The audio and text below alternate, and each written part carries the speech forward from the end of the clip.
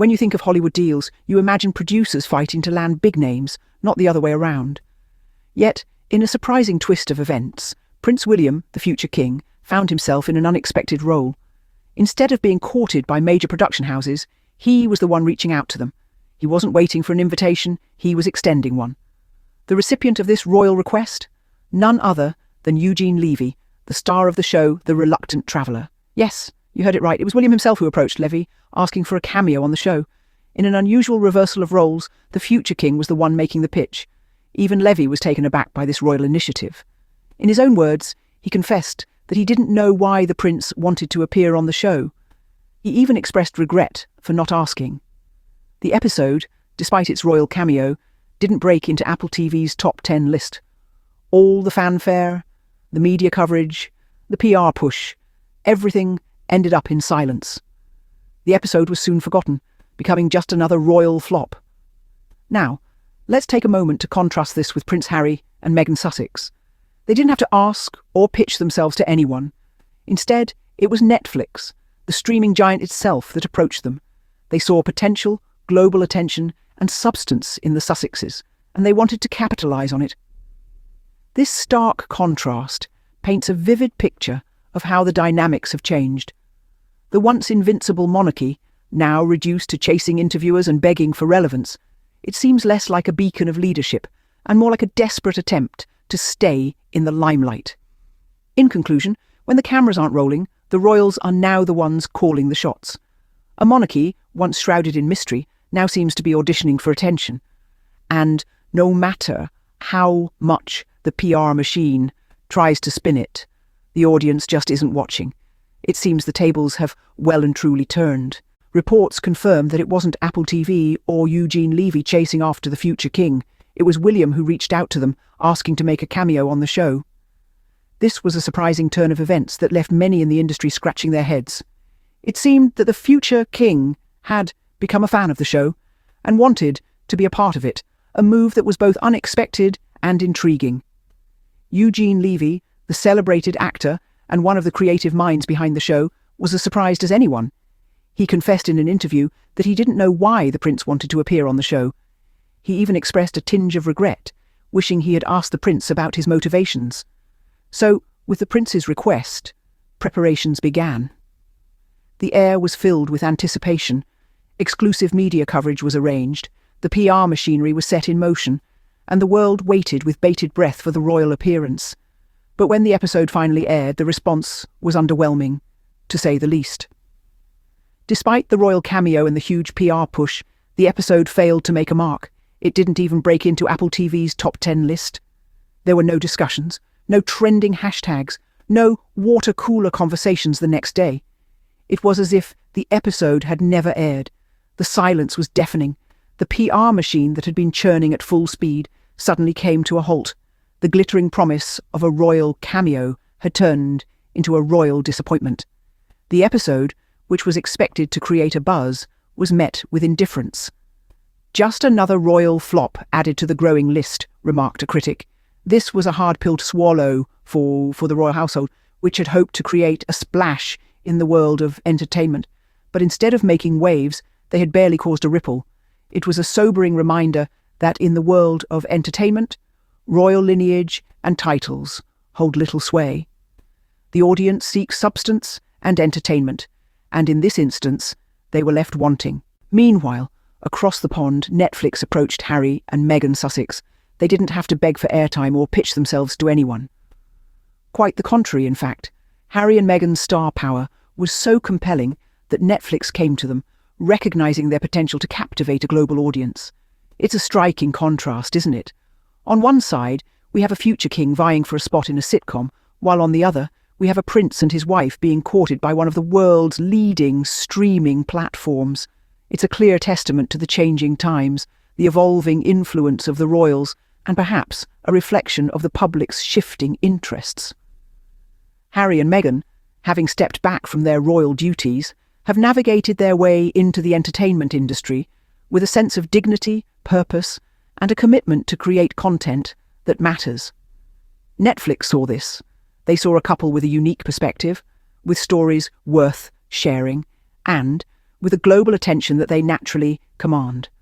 Their appeal lies not just in their royal titles, but in their authenticity, their passion, and their desire to use their platform for positive change. They are not just royal figures. They are individuals with their own voices, their own experiences, and their own stories to tell. So, while Prince William was seeking a cameo, Harry and Meghan were being sought after for their substance. While one was trying to fit into the world of entertainment, the others were being recognised for their potential to redefine it. They didn't have to chase opportunities. The opportunities came to them.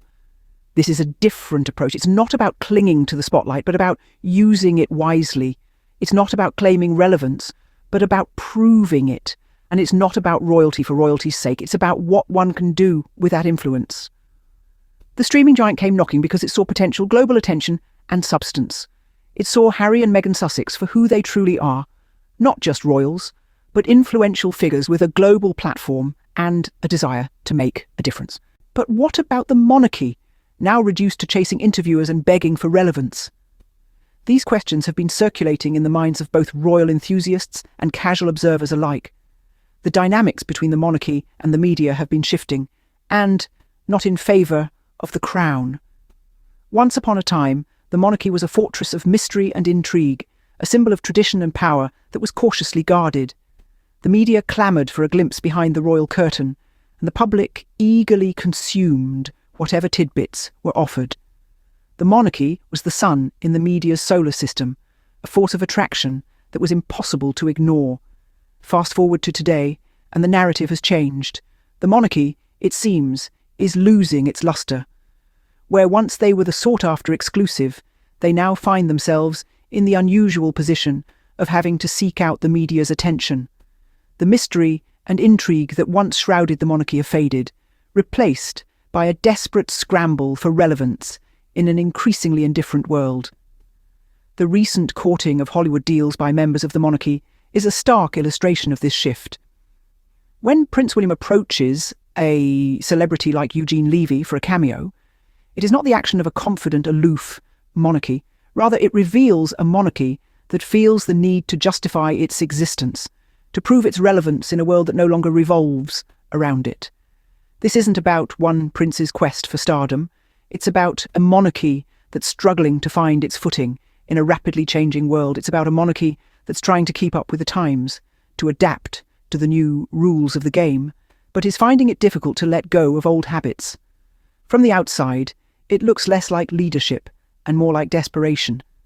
The monarchy, once a beacon of stability and tradition, now appears to be floundering, caught in the throes of an identity crisis.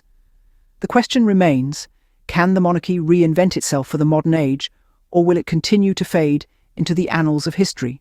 It's becoming clear, when the cameras aren't calling, the royals start calling the cameras. This is the prevailing narrative that is painting a stark contrast to the once formidable relationship between the monarchy and the media. Not too long ago, the British royal family was shrouded in layers of mystery and intrigue, a distant spectacle that was both revered and feared. In those days, the media danced a delicate waltz with the monarchy, careful not to step on royal toes, while simultaneously striving to capture the allure and fascination that surrounded them.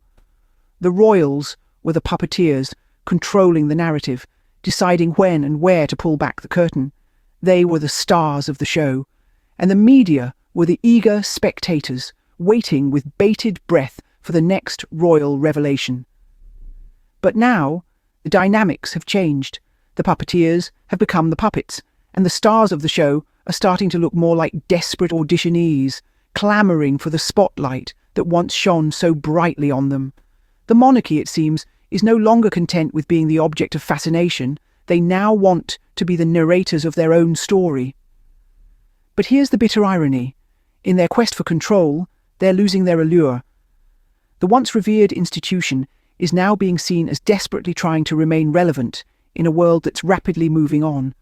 The royal family, once the epitome of discretion and aloofness, seems to be auditioning for attention, and it's a sight that's equal parts sad and alarming.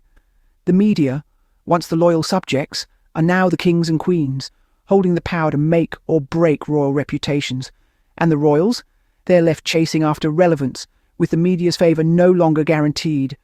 This shift in dynamics signifies a new era, one where the monarchy is no longer the all-powerful institution it once was, but rather another player in the media's grand game.